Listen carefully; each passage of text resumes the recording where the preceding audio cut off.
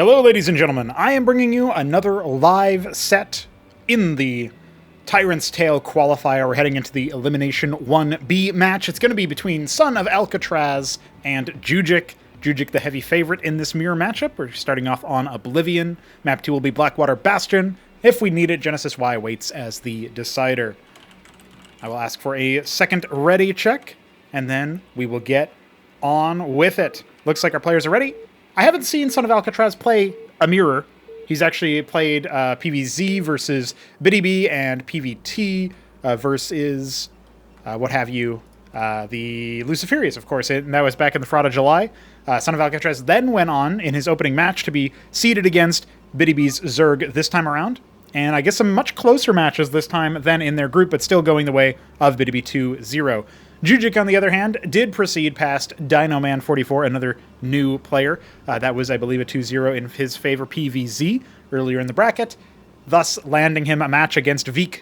No, it was against 3Crow, excuse me, 3Crow, who was able to vassal him in a match that Mesk and I casted, if you guys remember, on the channel already. So pretty interesting stuff there. JujiK looking for a little bit of, I guess you could say, a better showing this time around.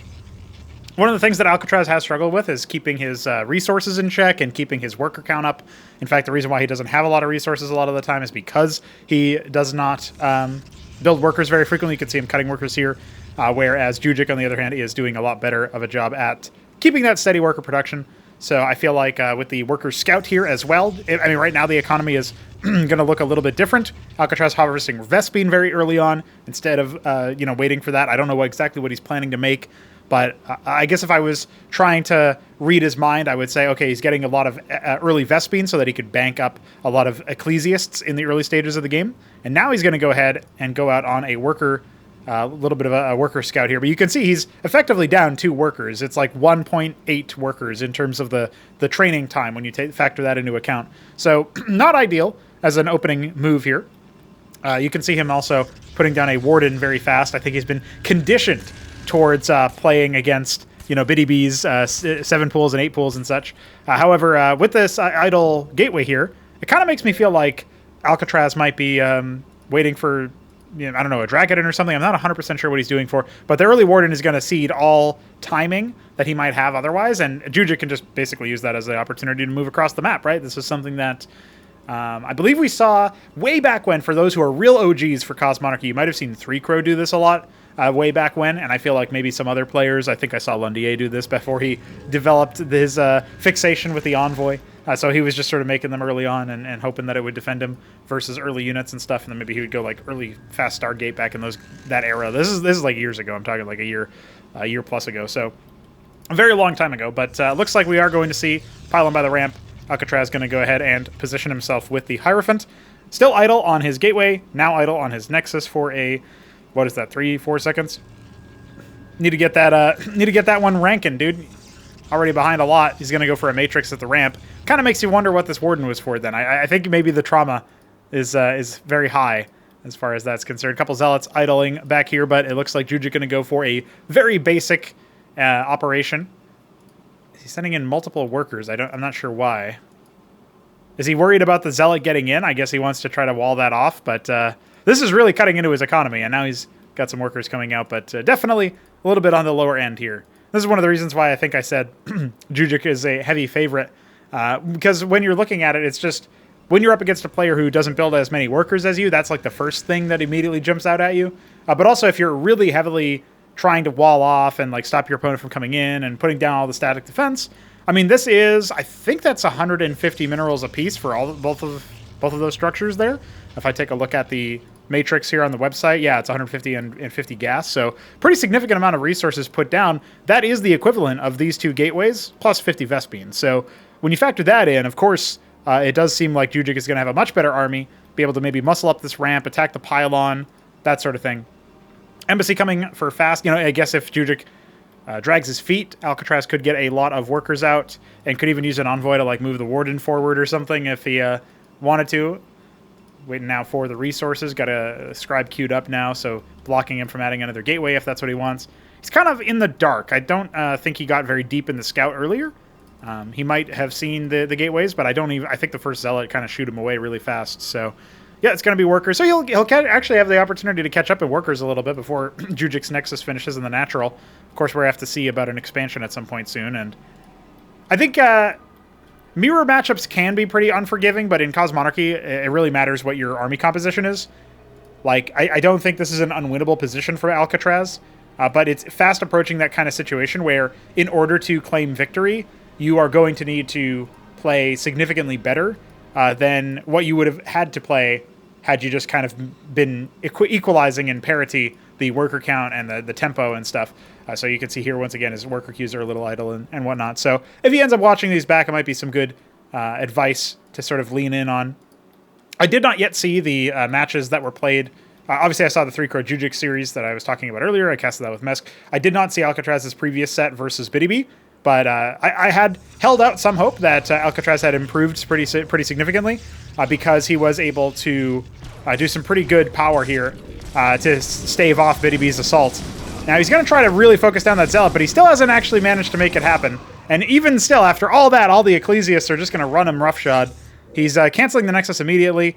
Has to think about what to make out of these gateways, but they were idle this whole time. And so, yeah, I have a feeling that he's actually going to end up losing his Ecclesiast pretty fast. Maybe not the higher... I mean, this is the noodle fight here, pulling the workers. He's got nothing in here that deals damage. He's got no Zealots. He's got no Dracodons. Those are going to be his damage dealers, but he's still not producing anything despite having 800 minerals in the bank. So in this kind of situation, again, this is sort of what I was talking about, where in order to play at Pilot from that position that he was in, he would have needed to not put the Nexus down just yet, put down a lot of units out of the gateways, and you can see him queue up plenty of Zealots. You know, it's not a bad shout, but I think versus this, you got to start thinking about some more crowd control. You really got to get these workers back on the field because they are not going to help you out that much with minimal Ecclesiasts. You can see many more units on their way down from JujiK. He's already got his natural up. And so, you know, like, I think I've been focusing very heavily on Alcatraz in this opening match, but it's worth pointing out that for JujiK's case, there's definitely things that, like, I don't know that he was weak to anything that Alcatraz was doing, or, you know, like, there wasn't really much to point out there as, like, a fault or foible from him. You could maybe argue that he could win a lot easier than he is. He could just, you know, attack, move up, as an example.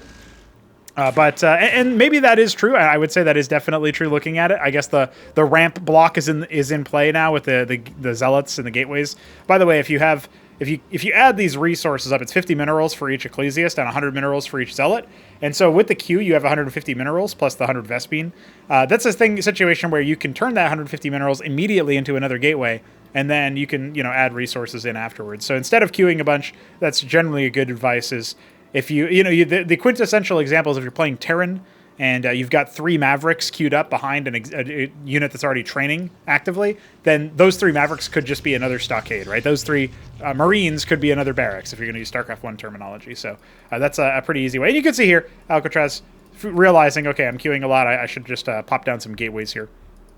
He's going to see if he can muscle out this force, but there's way more where that came from. And JujiK has actually, kind of in a funny way, kind of held back a lot of his forces, and maybe is hoping that Alcatraz doesn't notice them or doesn't remember them. There is a witness coming now, so maybe he'll be able to get some better eyes on this situation. I would say, actually, the amount of time that has been sort of idled here, we could have actually seen an Ardent Authority for a Cantors for splash damage. We could have seen, you know, maybe a Stargate for Exemplars, stuff like that. Gladiuses, actually, mass Gladiuses wouldn't have been a bad shout. You can see the rally points not being corrected here by JujiK could cause him to lose a lot of units, but he's going to charge forward here and try to force another Nexus cancel.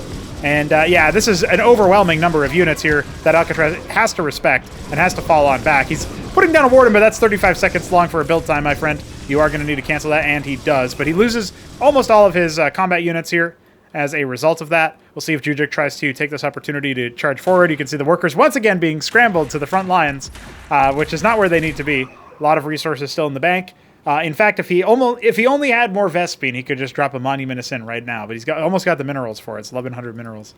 Pretty crazy stuff. So yeah, this is the kind of thing that I think if he had gone for this one-base tech option, you know, JujiK has been simultaneously producing off of the 3 gates, but also trying to take a 3rd base. He hasn't really saturated it yet, but he started to do it now. He's got no embassy or anything for detection or transport or extra workers, and he is adding 2 Stargates now, which will definitely help him bypass this situation. So I can understand why maybe that would be done. By the way, there's 3 witnesses were made. So Alcatraz definitely spending a lot of Vespian on that. Now he's adding a Stargate of his own. Not a bad shout per se. Idle worker, though. Getting his workers finally back onto the minerals. Single Zealot here just to scout, I suppose. Sees that there's actually not that much static defense added over here. You know, if there's 2 engrams would be a defensive option. Not ideal, but if you just wanted to extend the game for as long as possible, maybe buy time for a 1-base tech option to give you a little bit of relief. Because I say that, and I'm trying to think about something that I can say constructively about what JujiK has done. He's going to go for a very long, I would say prolonged manner, like the fact that we're going to hit 10 minutes into this game when JujiK has been pretty ahead since, like, I guess the first production structure was put down, which is kind of weird to say, but around the 9-point mark, he was up by 2 workers in the early game, which normally isn't really the end of the world, but in the early stages of the game, there's really not really, there's not a reason why you should be down by workers at any capacity, really, unless you're doing some crazy all-in move that Biddy B sometimes does and stuff like that, but we know that Alcatraz wasn't doing that. Now he's going to go ahead and scoop up a couple of workers, going for those proxy bases, which makes some sense. I'm not sure what the second envoy is for. Adding auroras, you know, I love the Believer's spirit, but I feel like auroras have a very niche usage in the current metagame. You know, they're probably a little bit underrated, mostly because the Stargate itself takes so long to come online. And so you don't necessarily want to use it for a spammable unit. You know, the Ecclesiasts plus the Matrix are keeping these Zealots alive for a very long time, but bringing the Dracodins here is definitely allowing JujiK to punch on through, and we are going to see an end to the front line, after which point everything else is going to collapse very fast. I liked the inclusion of the Hierophant, but unfortunately not many units actually died for JujiK, which resulted in a very small number of Vengeance procs. I think the Vengeance, Ascension procs. The Ascension proc could have done a lot of attack speed there, but it did not end up happening. GG will be called, and JujiK will claim victory there. So there you have it. That is a first map in favor of our favorite. We're going on to what is going to be the map pick of Alcatraz, which is going to be Blackwater Bastion, which I will now open up or join or what have you. Oops, not computer. Wait for them both to select Protoss and say when ready, and then we'll get into game number 2. Again, if you just look at what we saw out of that last match, you can see that the mismatch is pretty apparent, but stuff that Alcatraz can absolutely do a little bit in the future. Oh, I forgot to do color guesses, but I know that JujiK is silver pink, because that's what he always ends up picking, and this looks like it's just white. Oh, it's snow. That's interesting. I wonder if that's a little shout to that. So Alcatraz did, he does watch some Artosis streams, and he does watch some professional Starcraft 1 on. So clearly he likes himself some snow. You know, if you follow Artosis for long enough, you know that he's got the snow laugh as a soundboard item and stuff like that. So, you know, you're aware of it. And he's playing Protoss. So I feel like that alone probably does make you an Artosis listener, let's be real. You know, if you play Protoss, you're probably someone who wants to fight Artosis because, you know, Artosis is someone who thinks that Protoss players are apes. And far be it from me to try to, you know, say that the man who's played StarCraft for pretty much his whole life is wrong. I would never say something like that, wink.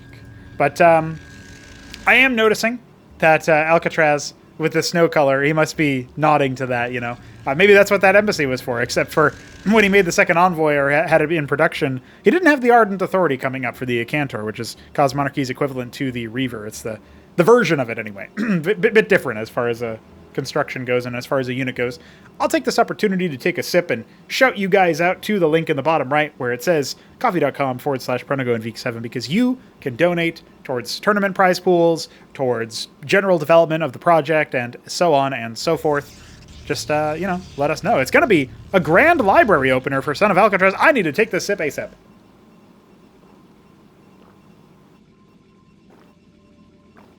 All right. That turned out to be a little bit more than just one set, but we have a fast pylon at the bridge, or the ramp rather, and a warden. So Grand Library Warden, it's going to be double lattice here for JujiK, and that's kind of evil. He's also going to scout his opponent first, whereas Alcatraz is going to move to the bottom. If the workers intersect visions here, no, they're not going to see each other, which is a little unfortunate for Alcatraz, because I feel like maybe then he could correct his scouting pattern to go to the top right. But he might intuit that based on the scout arrival of this scribe. Now, here's the other problem, is that the Grand Library is coming, right? It can go for Atreus to deal with vassals. There is not going to be a ward... Oh, my goodness.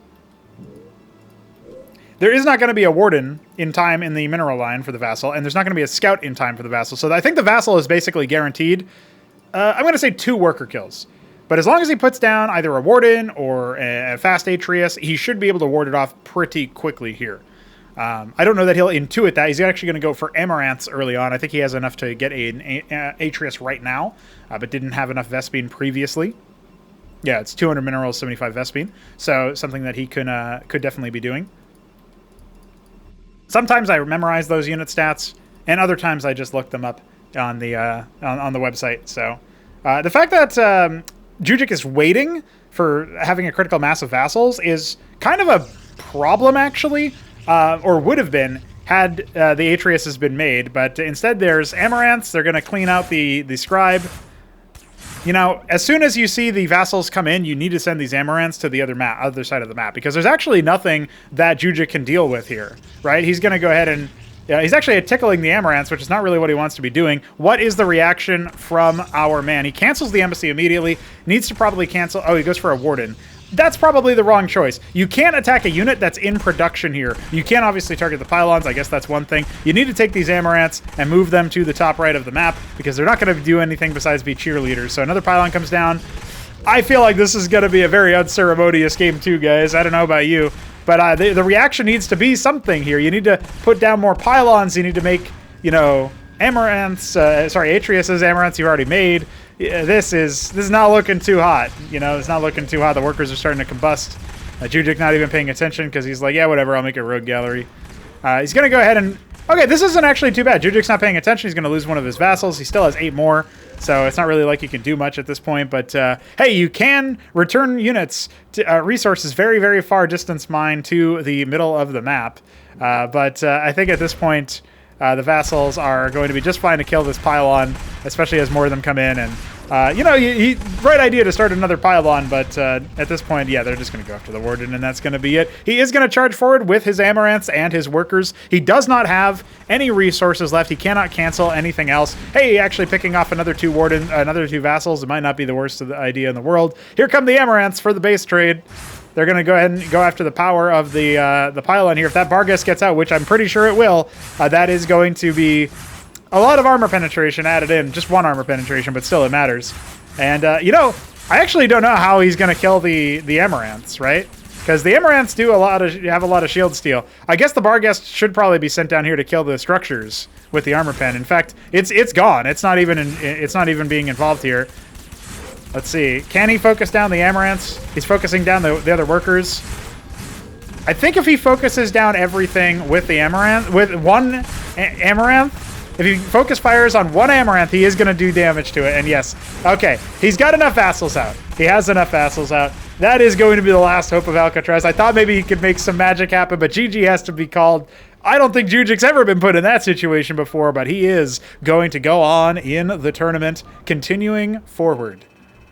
Very interesting stuff. I think Alcatraz might have been onto something with that opener. He didn't scout his opponent, and you can't expect your opponent's going to go for double vassal, as the double Addis into vassal as the opener. And he did get unlucky on the scout, where his opponent found him immediately. He didn't find his opponent fast. Had he gone for the Warden in the mineral line, next to the Grand Library, and moved his early Amaranths to the ramp and tried to use them defensively, I think he actually would have had all of his bases covered. So I'm a little disappointed that that's the magic that we saw there, because I feel like maybe the Grand Library opener with fast Amaranths would have been able to really slap some of those opening gateway units. But I'm not 100% sure. I guess we'll need to see if other Protosses later on in the tournament can make it happen. But that is going to conclude it. We got some interesting stuff out of that one. That does mean that JujiK now moves on to face Smarty Cakes in the second round. Smarty Cakes having already made it 1 layer deep into the...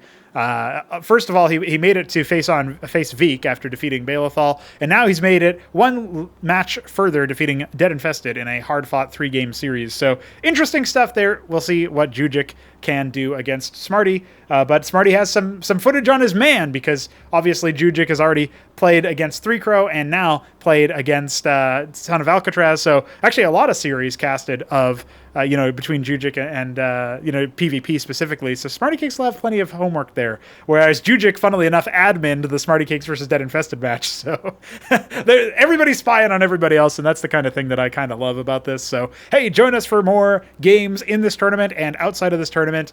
Of course, we'll be trying to upload as often as we can, so GG's out to our players. Sad to see Alcatraz go so fast, but some fun games there, and see you next time. Peace.